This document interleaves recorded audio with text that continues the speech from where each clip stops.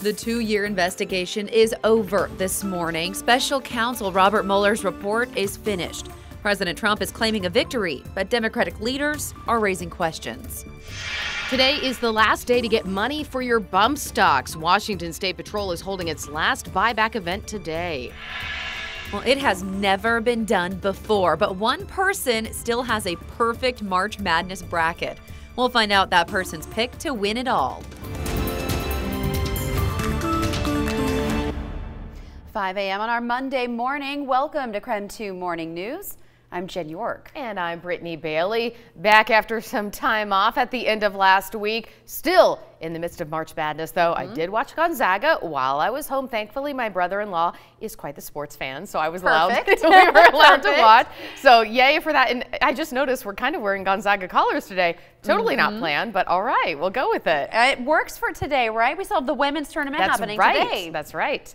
Looking forward to that, of course. Also, hopefully, looking forward to a nice forecast. For that, we will check in with Evan Arani now in the Weather Center this morning. Good morning, guys. Happy Monday. We start off our day with some residual showers that are clearing out of mainly just north of Highway 2, you could see.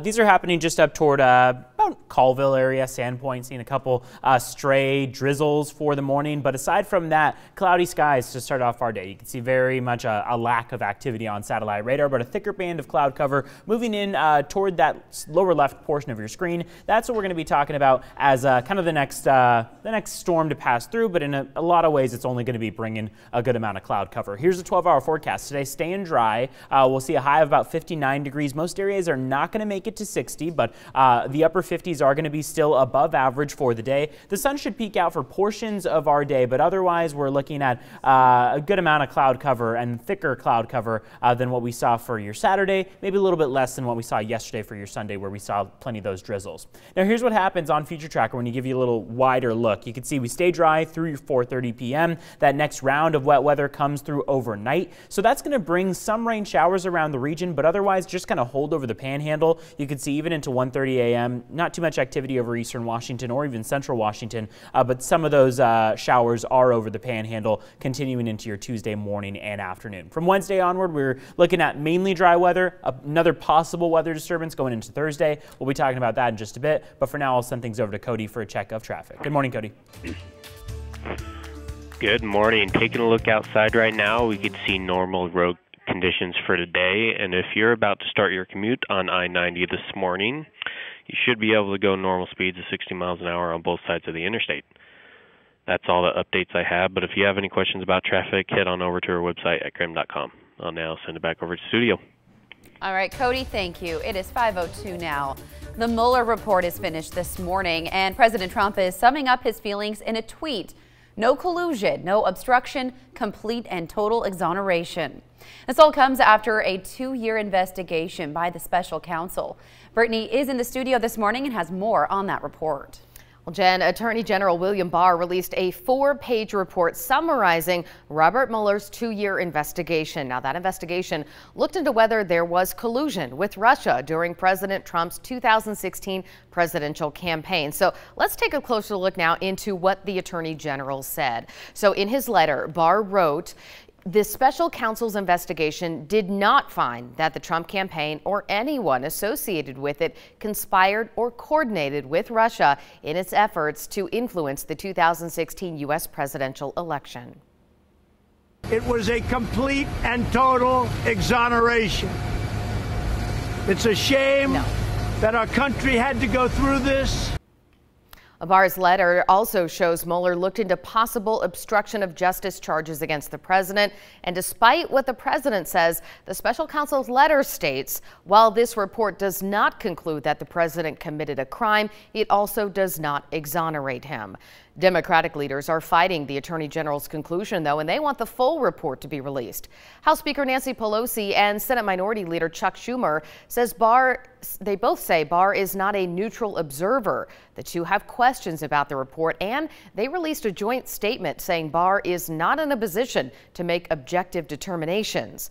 Now, Nancy Pelosi tweeted, "The American people deserve the truth. AG Barr must release the full report." Other Democratic leaders are backing them, saying that they too want to see that full report. We will ask the Attorney General to testify before the House Judiciary Committee. The American people are entitled to a full accounting of the President's misconduct referenced by the Special Counsel. Mueller's investigation did lead to charges against 34 people, including former Trump campaign chairman Paul Manafort and former National Security Advisor Michael Flynn. But none of those people were accused of colluding with the Kremlin to influence the election.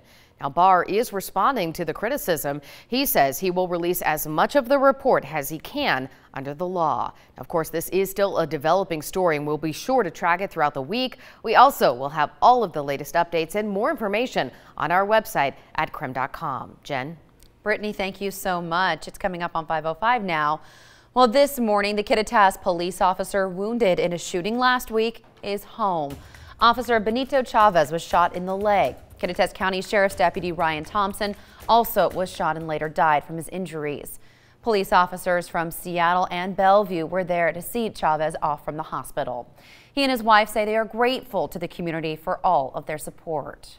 Well, leg hurts, it's going to be a long recovery, things like that. So, but I'm good, and I'm really glad to, have these departments and these people in my corner. We just want to say thank you for everyone that has supported us, and we couldn't be more grateful for everyone that has done everything. So, thank you. Officer Chavez has a lengthy rehab ahead of him, but for now, he says it is nice to leave the hospital. Meanwhile, a memorial service for Deputy Thompson is set for Thursday at 2 p.m. It will be at the Nicholson Pavilion. That is on the campus of Central Washington University in Ellensburg.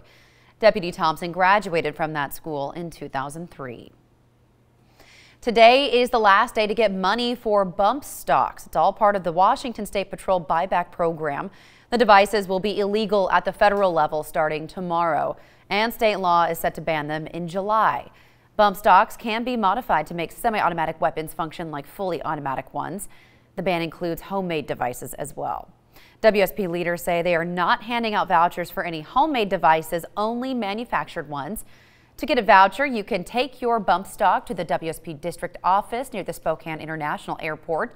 You will need a Washington ID, and you should receive a check in the mail for $150. There is a limit of 5 vouchers per person, and each district only has 125 of them to hand out. Well, the buyback event happens today from 10 a.m. to 4 p.m. at the address listed on your screen. And we do want to remind you again that today is the last day. You can also find more information on KREM.com. 5:07 now. We are well into March Madness, and the Gonzaga women are playing today. The team is up against 4th seed Oregon State. Now, tip-off is today at 6 p.m. in Corvallis, Oregon. You can catch it on ESPN. As for the men, they had a big win on Saturday against Baylor. The Zags will now go on to face familiar opponent Florida State. That is the team that defeated the Zags in last season's Sweet 16. Tip-off is at 4:09 p.m. this Thursday in Anaheim, and you can catch it on KREM 2. Well, this will be the Zags' 5th straight season making a Sweet 16 appearance. And we want to know more about your bracket. How far do you have Gonzaga, the men's team, going to this year? The Sweet 16, Elite 8, Final 4, or the championship game?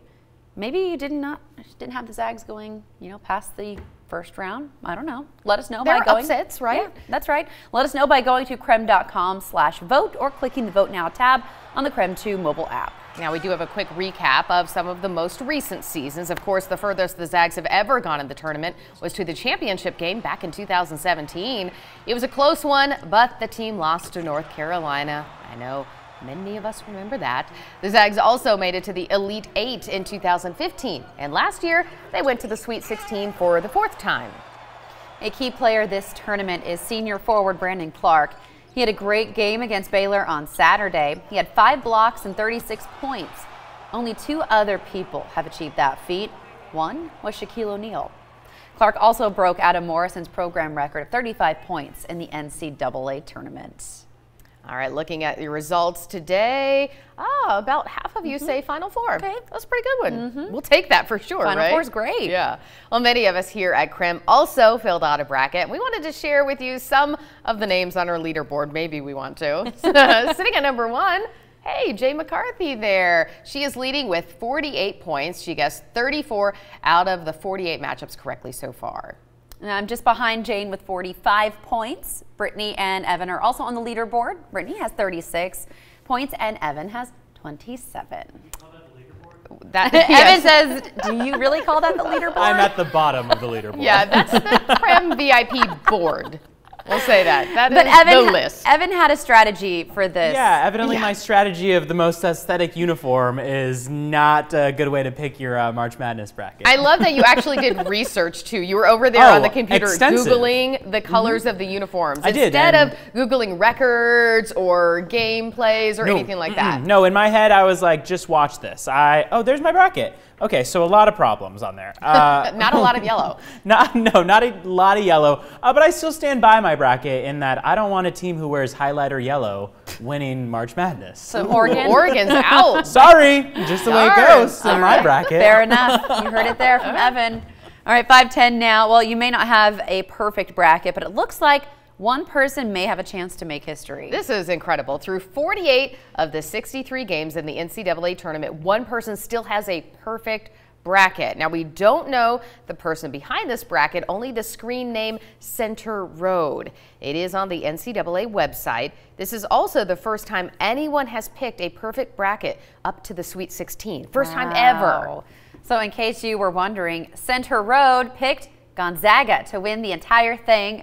So who knows? Maybe this person is a Zags fan. I mean, that's pretty incredible. It's promising, right? Mm-hmm. And I think by entering that, if you do somehow get it all, you get $1 million, right? That's right. And he picked a lot of upsets, or she for that matter. Right. I mean, we don't know who the person is. Yeah. I mean, you have to. If you fill out a bracket without at least one upset in there, you're not going to win, right? That's right. All right. It is 5:11 now on this Monday. A new season brings a new CEO for Visit Spokane. This morning, we're learning more about her future plans for the city and what drew her to the Inland Northwest. A retired Washington veteran is going on a multi-state journey. His mode of transportation will be his feet. Mostly cloudy skies are in store for today, but we're looking at the chance of some rain showers making their way through overnight. Find out just how much to expect and what the rest of the week entails after the break.